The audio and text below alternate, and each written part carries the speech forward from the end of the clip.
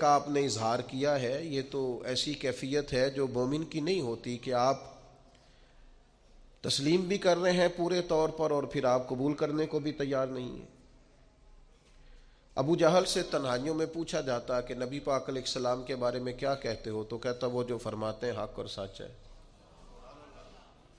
اخنس بن شریک سے پوچھا جاتا بتائیے نبی کریم علیہ السلام جو ارشادات بیان کرتے ہیں، جو تعلیمات دیتے ہیں، جو بتوں کے بارے میں سرکار کی رائے ہے، تو وہ کیا اس کے بارے میں تو کہتا ہے، تو وہ کہتا بالکل ٹھیک، حق اور سچ فرماتے ہیں۔ جناب ابو سفیان کو تو اللہ نے توفیق دی، بعد میں مسلمان ہوئے، لیکن ایک زمانے تک وہ میدانوں میں تو آتے رہے۔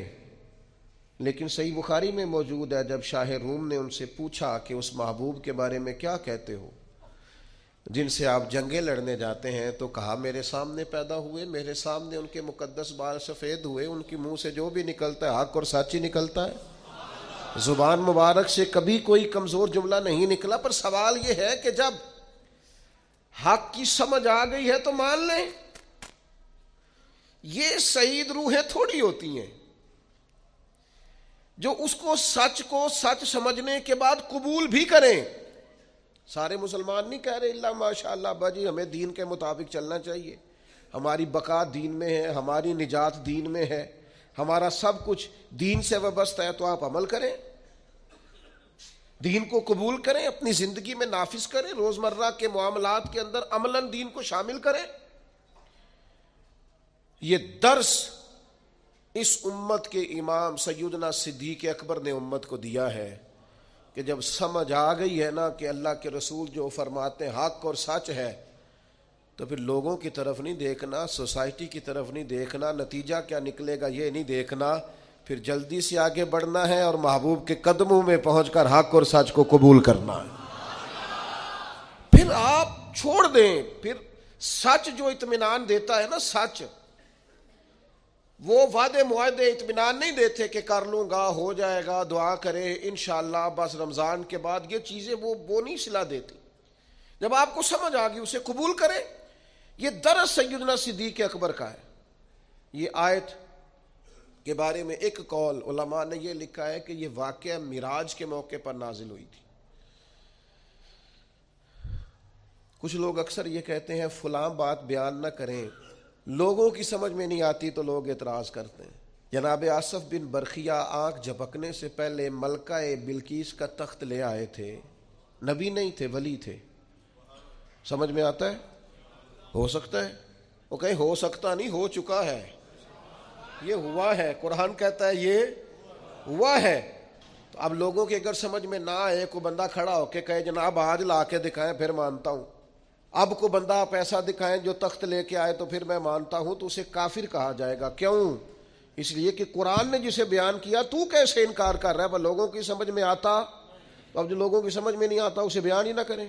سب سے زیادہ ادراک رکھتے ہیں نبی کریم علیہ السلام اس بات کا کہ یہ بات سمجھ میں آئے گی، اور یہ سمجھ میں انسانی نفسیات کے سب سے بڑے ماہر نبی رحمت علیہ السلام ہے۔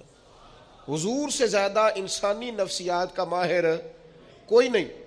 حضور معراج پہ گئے، واپس آ کر نبی پاک صلی اللہ تعالی علیہ وسلم نے واقعہ معراج کو بیان کیا، اور وہ جو واقعہ معراج جو نص قطعی ہے جسے قرآن نے بیان کیا ہے، لیلم من المسجد الحرام الی المسجد الاقصی، رات کے تھوڑے سے حصے میں مسجد حرام سے لے کر مسجد اقصی تک۔ اب وہ ہفتوں اور مہینوں کا سفر ہے، اب اس کو آپ کہیں صرف مسجد حرام سے مسجد اقصی، باقی معراج نہیں، وہ بھی لوگوں کی سمجھ میں نہیں آ رہا تھا۔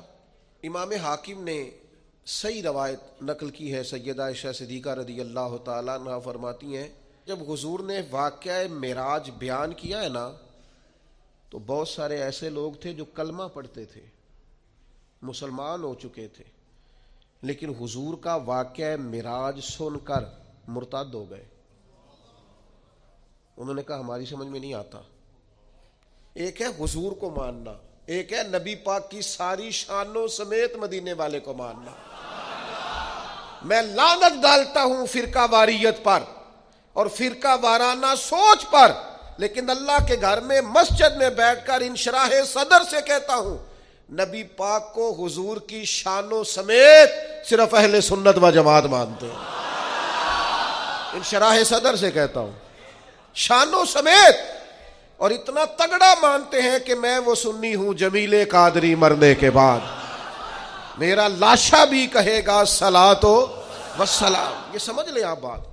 یہ کیا بات ہوئی؟ او مننا بھی کادا مننا ہے، کدے مان لے آتے کدے منے ہی نہ. یہ کیا فلسفہ ہوا بھائی؟ کلمہ پڑھتے ہیں، کلمہ پڑھنے کے باوجود کہنے لگے معراج سمجھ میں. صدیقی سوچ بتاؤں، ان لوگوں میں سے، یہ سیدہ عائشہ بیان کر رہی ہیں، امام حاکم نے اس کو لکھا ہے، صحیح روایت، ان لوگوں میں سے کسی نے جا کے حضرت صدیق اکبر سے کہا کہ وہ جو سرکار فرماتے ہیں میں مسجد حرام سے مسجد اقصی تک گیا ہوں، تو آپ اسے تسلیم کرتے ہیں، اس کی تصدیق کرتے ہیں؟ تو حضرت ابوبکر صدیق فرمانے لگے یہ تو اتنی سی بات ہے، میں تو اس سے بڑی بڑی باتوں کی تصدیق کرتا ہوں. اور کوئی رہ فلک تے یار گیا، کوئی جا سدراتے ہار گیا، ایک کالیاں زلفاں والا سی جڑا لنگر شاہ تو بھی پار گیا. یہ اتنی سی بات؟ محبوب تو جو کہہ دے، جو فرما دے، سانو قید سجن دا گہنا ہے، وہ جنج رکھے ایسا اونج رہنا ہے. یہ فلسفہ حیات ہے بندہ مومن کا. امتی کا حق ہے کہ جو حضور فرما دے، جس وقت فرما دے، جس تناظر میں فرما دے، وہ صدق کے دل سے اسے لوگوں کی سمجھ میں نہیں آتا. اور جناب یہ سمجھ شریف کا قصور ہے، یہ سمجھ شریف مختصر ہے، اس لیے سمجھ میں نہیں آتا. لوگوں کی سمجھ میں بڑی چیزیں نہیں آتی. اب کیا وہ چیزیں چھوڑ دی جائیں گی؟ اکبر الہٰبادی کہتے ہیں میرا تو رب کے بارے میں بھی یہ عقیدہ ہے کہ تو دل میں تو آتا ہے، دماغ میں نہیں آتا. میں جان گیا میرے مولا تیری پہچان یہی ہے. اگر کوئی تیرا احاطہ کرنا چاہے تو کر سکتا، دماغ تیرا احاطہ کر سکتا، آنکھیں احاطہ کر سکتی، لیکن دل مانتا ہے کہ اس کائنات کا خالق بھی ہے، مالک بھی ہے. ایمان ہے، عقیدہ ہے. اس لیے تصدیق اور روحانی طور پر نبی پاک صلی اللہ علیہ وسلم کے قریب رہنا اور غلامی کرنا اور پورا ماننا اور وارفتگی سے ماننا اور شوق سے ماننا، اور ماننا تو پھر سارا کچھ باندھ باندھ کے ہاتھ پیر اپنے آپ کو حضور کے قدموں میں رکھ دینا، یہ صدیقی سوچ ہے.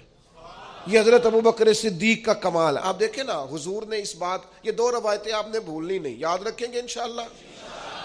حضرت ابوبکر صدیق کے بارے میں یہ دو روایتیں، اس کو بھولنا نہیں آپ نے. قربان جاؤں، نبی پاک علیہ السلام نے فرمایا میں نے جس کے سامنے بھی دین پیش کیا اس نے تردد کیا، دلیل مانگی. محبوب کو دلیل کی کمی تو نہیں، حضور تو خود سراپا دلیل ہے. یا ایھا الناس قد جاءکم برہان من ربکم، اے لوگو یہ نبی پاک تمہارے پاس اللہ کی برہان ہے، یہ دلیل بن کے آئے. سرکار کو دلیل کی کوئی پریشانی نہیں ہے. جس کے سامنے دین پیش کیا اس نے دلیل مانگی. اور دوسری طرف حال یہ ہے کہ حضرت عبداللہ ابن حذافہ فرماتے ہیں سرکار کوئی معجزہ نہ بھی دکھاتے تو چہرہ ہی ایسا تھا، لوگوں نے دیکھتے جانا تھا، کلمہ پڑھتے جانا تھا. کریم فرماتے ہیں جس کے سامنے بھی دین پیش کیا اس نے دلیل مانگی. یہ میرے ابوبکر صدیق ہیں. میں نے دین پیش کیا ہے، دلیل مانگی کوئی نہیں، فوراً ہی کلمہ پڑھ کے مسلمان ہو گئے فوراً. یہ وہ چیز ہے جسے حضور نے بطور اعزاز کے بیان کیا، ان کی خصوصیت کے طور پر بیان کیا، فوراً مسلمان ہو گئے. آج تردد ہے، بے چینی ہے، انتشار ہے، وسوسوں کے غلبے، لوگ فکری پریشانی کا شکار ہے، ذہنی تناؤ کا شکار ہے. کچھ لوگ ایسے ہیں جن کا دل کرتا ہے کوئی ہمیں پکی خبر دے دینا میں ٹھیک ہوں، تو پھر میں ٹھیک ہوں. یار چھوڑ، تو نفسیاتی ہو گیا ہے، تو یہ بڑے سارے گواہ چاہیے، بس تیرے اندر سے جو گواہی آتی ہے وہ ٹھیک ہے. تو دیکھ تو کہاں کھڑا ہے. ایک یہ روایت میرے کلیجے کو بڑا ٹھنڈا کرتی ہے، اور ایک دوسری روایت ہے موٹر سائیکل اپنی بندے کی لگ جائے نا کبھی تو پریشانی کوئی نہیں ہوتی، اگر کسی کی اس سے لگ جائے تو. اپنے پیسے گم ہو جائیں تو کوئی پریشانی، لیکن اگر کسی کی امانت رکھی ہو، بڑا پیارا آدمی بھی ہو، بلکہ یوں سمجھ لیں گھر والوں کے بھی پیسے ہو نا، ابا جی نے بھی پکڑائے ہوں، وہ بھی گم ہو جائیں تو بندہ پریشان ہوتا ہے. قریبی آدمی جتنا مرضی، ماں باپ کی حد تک بھی قربان جائیں. کیسے ان لفظوں کو بیان کروں؟ اتنی اپنائیت، اتنی گہرائی. میں قربان جاؤں اس شان غلامی پر کہ غلام ناز کریں گے ساری زندگی آقا کے اس فرمان پر. حضور فرمانے لگے مجھے اتنا نفع کسی کے مال نے نہیں دیا جتنا ابو بکر صدیق کے مال نے دیا. اور دوسرے مقام پہ فرمایا میرے پاس جس کے بھی پیسے آئے میں نے امانت سمجھ کے خرچ کیے. فرمایا جب ابو بکر صدیق کے آئے ہیں میں نے اپنے سمجھ کے خرچ کیے. قربان جاؤں کیا انداز ہے، کیا غلامی ہے. ابو بکر ہماری اولادیں قربان ان رستوں پہ جہاں سے آپ گزرا کرتے تھے. اے صدیق ہمارے ماں باپ قربان ان جذبوں پر جن جذبوں سے آپ نے نبی پاک کی غلامی کی. یہ اعتبار کی حد دیکھو، اعتبار کی حد. ایک ہاتھ میں جناب صدیق اکبر کا ہاتھ ہے، ایک میں جناب عمر کا ہاتھ ہے. حضور مسجد نبوی شریف سے برآمد ہو رہے، سامنے کسی نے دیکھا تو وہ مقدر پہ ناز کرنے لگا. کیا مقدر ہے صدیق و فاروق کے. اش کا اٹھا کا حضور قربان جاؤں. اتنا لطف. اس ہاتھ میں جناب ابو بکر کا ہاتھ تھا، اس میں حضرت عمر کا. وہ آدمی سخت محو حیرت تھا کہ حضور اتنے بڑے مقدر کہ آپ نے ہاتھ تھام رکھا ہے. تو حضور فرمانے لگے تو اتنی بات پہ پریشان اور حیران ہے، تو اتنی بات پہ حیرت زدہ ہے. میں تو جب قیامت کے دن اپنی قبر سے نکلوں گا، مزار پر انوار سے نکلوں گا تو سیدھے ہاتھ میں ابو بکر کا ہاتھ ہوگا، دوسرے میں عمر کا ہاتھ ہوگا. ہر نظر کانپ اٹھے گی محشر کے دن اور خوف سے ہر کلیجہ دہل جائے گا. پھر اوڑھ کر کالی کملی وہ آ جائیں گے، سارے محشر کا نقشہ بدل جائے گا. حضرت ابو بکر صدیق رضی اللہ تعالیٰ نے امت کو یہ سبق دیا ہے، زندگی نہ ذوق والی سونی ہوتی ہے، زندگی محبت والی پیاری ہوتی ہے. زندگی آپ کسی جگہ بھی کسی بھی ذوق کو چھوڑ دے نا، یعنی بندہ اپنے ماں باپ کی خدمت بھی کرے تو ذوق سے ہی کرے تو ٹھیک ہے، لیکن اگر وہ 3 دن ہسپتال رہنا پڑے اور چوتھے دن وہ بڑے بھائی کو فون کرے نا تو جب آ جا یار اب میرا بھی کام رکا ہوا ہے، مزہ نہیں آیا، پریشانی ہو گئی. والدہ صاحبہ کو سنبھالنا پڑ گیا ایک ہفتہ تو یہ فون کر رہا ہے بہنوں کو کہ 2 آتے رہو آ کے، مزہ نہیں آیا. یہ لطف نہیں زندگی کا. بچوں کی آپ خدمت کی، اپنے بچوں کی. ناراض نہیں ہونا اپنے مجھ سے، دیوانہ سا آدمی ہوں، کسی وقت دیوانگی میں بھی بات کر جاتا ہوں. اپنے بچوں کی خدمت کر کے اپنے بچوں کو پال پوس کے ان کے سامنے بیٹھ کے تقریر کرنا کہ میں تہاڈے لئی بڑا اوکھا وقت ویکھیا ہے. تو بھائی آپ ہی ابا جی تھے، آپ نہیں دیکھنا تھا. ایک گوانڈی نہ تے گل ہو نہیں سکتی کہ تو اوکھا وقت ویکھ. یہ اپنے بچوں کے سامنے تقریر کرنے کا کوئی مقصد ہے؟ میں آنکھیں ایسی چلو خوگر حمد سے تھوڑا سا گلا بھی سن لے. میں گلی میں کھڑا تھا، اب تو ظاہر ہے عمر کا تقاضا ہو گیا، بچے بڑے ہو گئے، اب تو وہ فرزانگی نہیں رہی. اب تجاہل عارفانہ سے ہم جان چھڑاتے ہیں، کوئی ایسی بات نہیں کرتے. ایک دوست گلی میں کھڑا ہو کے ہمیں سنا رہا تھا بات. وہ کہہ رہا تھا ابا جی نو میں اج کرایا تے میں کہا تیرے ابا جی سن تو ہی کرانا سی. نہیں اب میرا مطلب ہے یہ کوئی گلی میں بتانے والی بات ہے. یہ الحمدللہ میں اج کرایا تے میں کہا ٹھیک کیتا ہی، بھانڈا بھی تیرا ہی سی. اب میں کسی پڑوسی نے کرانا تھا ان کو، آج تیرے والد صاحب ہیں تو آج بھی. آپ جب ذوق نہیں نہ رکھتے، ذوق تو نقصان ہو جاتا ہے. آپ شاگرد بھی بنے تو ذوق والے، آپ مرید بھی بنے تو ذوق والے، بیٹے بھی بنے تو ذوق والے. او مننا کدا مننا ہے، کدے مان لیا تے کدے منیا ہی نہ. مانے تو پھر اس کا لطف ہو نا ماننے کا. نبی پاک علیہ السلام صلح کرانے تشریف لے گئے، پیچھے نماز کا ٹائم ہو گیا، اقامت ہو گئی. صحابہ کو پتا تھا حضور نہ ہو تو جماعت کا حق کس کا ہے. یہ بخاری مسلم میں موجود ہے. جناب ابو بکر صدیق کا بازو پکڑ کے مصلی پہ کھڑا کر دیا. سرکار واپس آ گئے، صف میں آئے تو صحابہ ہاتھوں پہ ہاتھ لگا کے جناب صدیق کو تنبیہ کرنے لگے کہ حضور آ گئے. حضرت صدیق اکبر کو جب پتہ چلا کہ حضور آ گئے تو دوران نماز ہی نبی پاک کی تعظیم شروع کر دی. دوران نماز ہی. کچھ بیوقوف کہتے ہیں حضور کا خیال آ جائے تو نماز ٹوٹ جاتی ہے، اور میں نے کہا نادانو، جب تک نبی پاک کا خیال نہ آئے نماز ہوتی نہیں. بتاؤ نا، یہ حضور کا خیال نہیں السلام علیکہ ایھا النبی، یہ حضور کا خیال نہیں اللہم صلی علی محمد وعلی آل محمد، یہ کس کا خیال ہے؟ کہاں بیٹھ کے لکھتے ہو اور بولتے ہو، سمجھتے ہی نہیں کہ کیا کہہ رہے ہو۔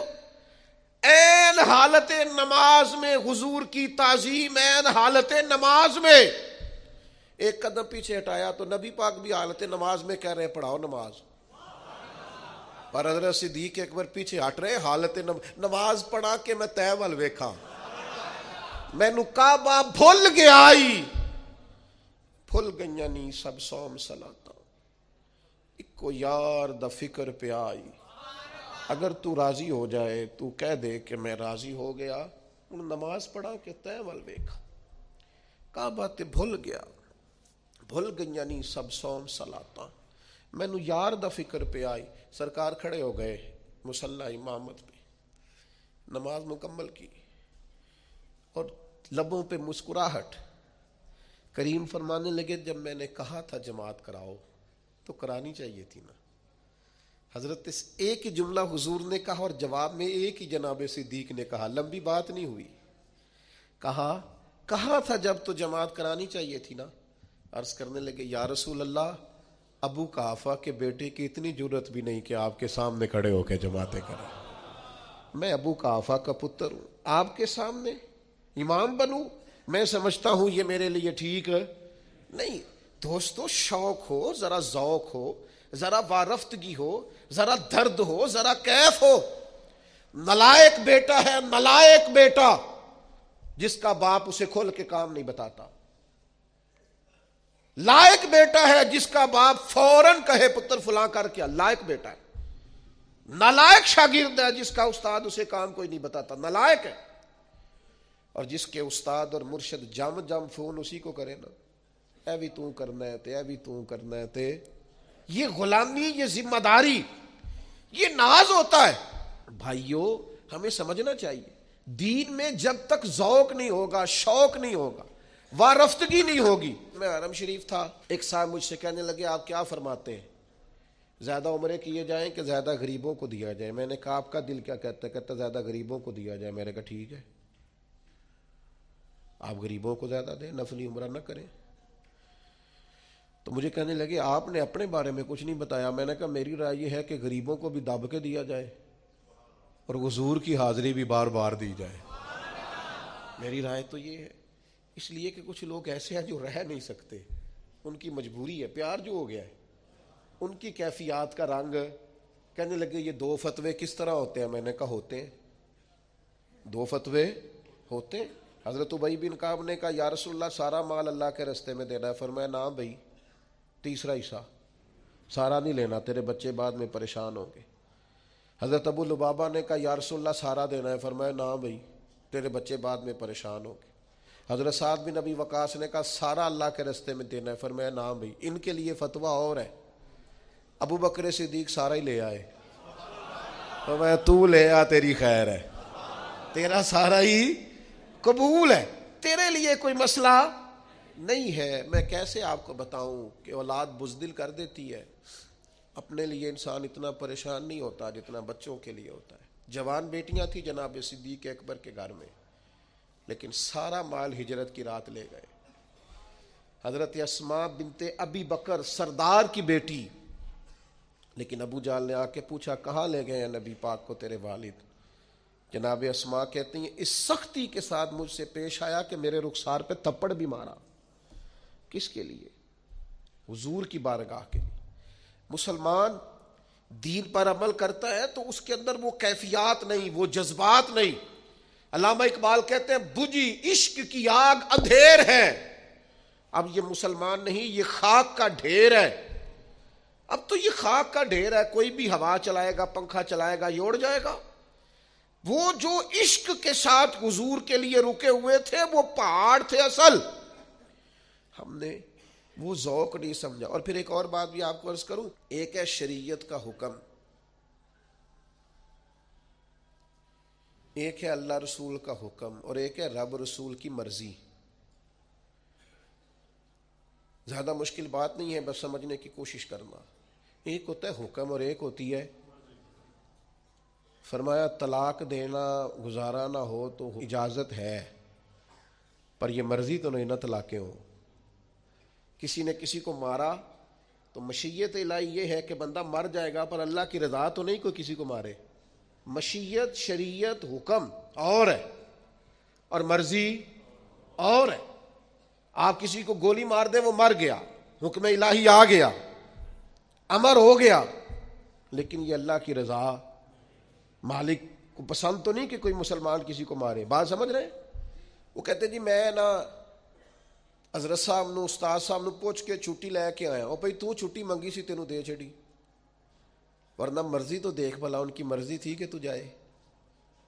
چھٹی اور چیز ہے، پوچھنا اور چیز ہے.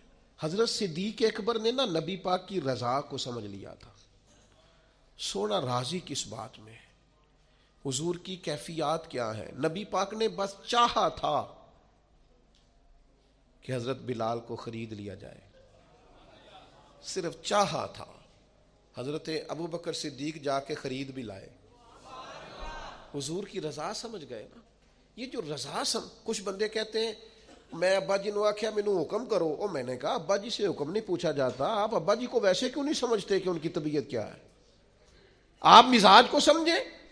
حضور نے فرمایا باپ کی رضا میں رب کی رضا ہے. آپ اس کیفیت کو سمجھیں، اس گہرائی میں اتریں. والد آپ کے کیا چاہتے ہیں اس کے مطابق آپ عمل کریں. یہ کیا بات ہوئی کہ میں پوچھوں گا میرے لیے کوئی حکم ہوا تو دسیا جی؟ ایک ہی گل ہوئی جی.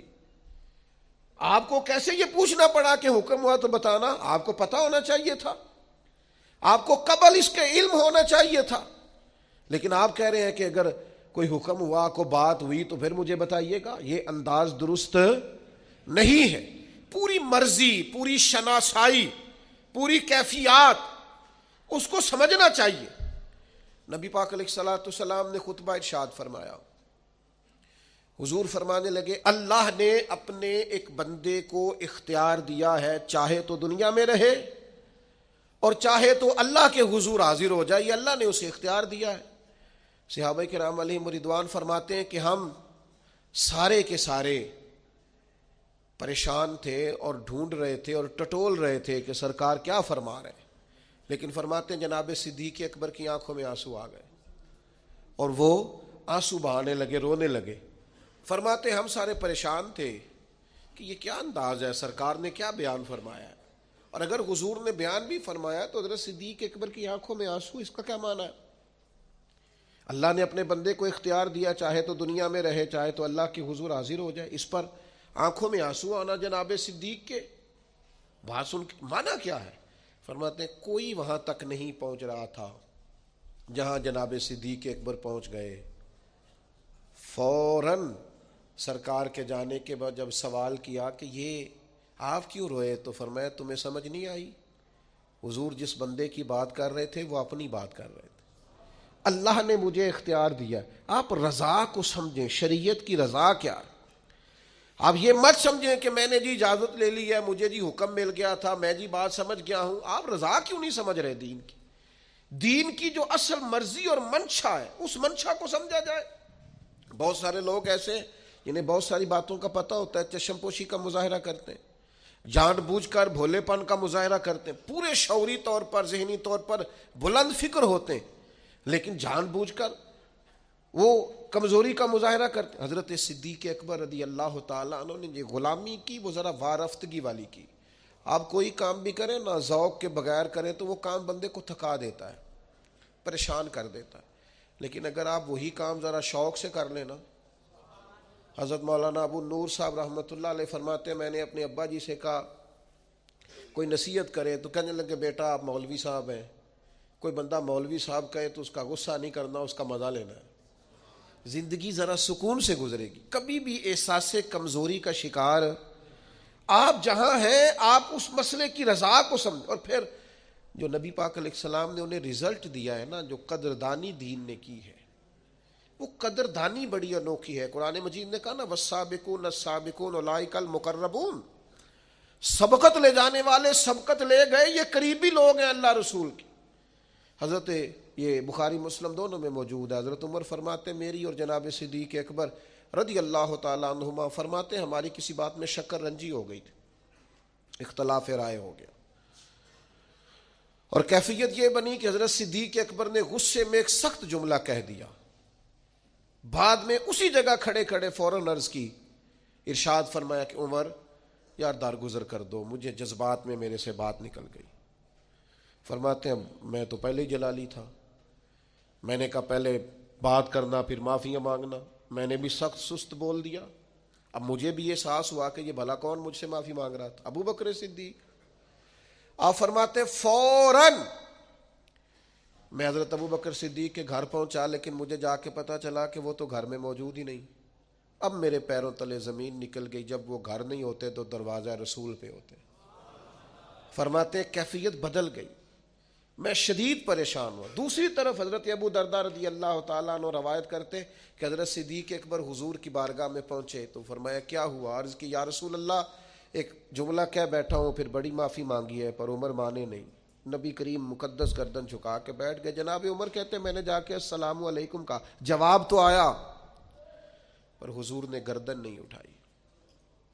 فرماتے میں پورا ڈرا، دیر تک سوچتا رہا یہ کوئی بات کرے، سرکار کچھ کہیں گے تو میں معافی مانگوں گا، لیکن فرماتے ہیں نبی پاک صلی اللہ تعالی علیہ وآلہ وسلم نے کوئی بات ہی نہیں کی۔ اب میں نے ہی بات چھیڑی، میں نے کہا یا رسول اللہ مجھ سے غلطی ہو گئی، اگر جناب صدیق اکبر نے مجھ سے کہا تھا تو مجھے معاف کر دینا چاہیے تھا۔ فرماتے اب سرکار کا چہرہ نور اٹھا اور میں نے حضور کے مقدس جملوں میں جلال دیکھا۔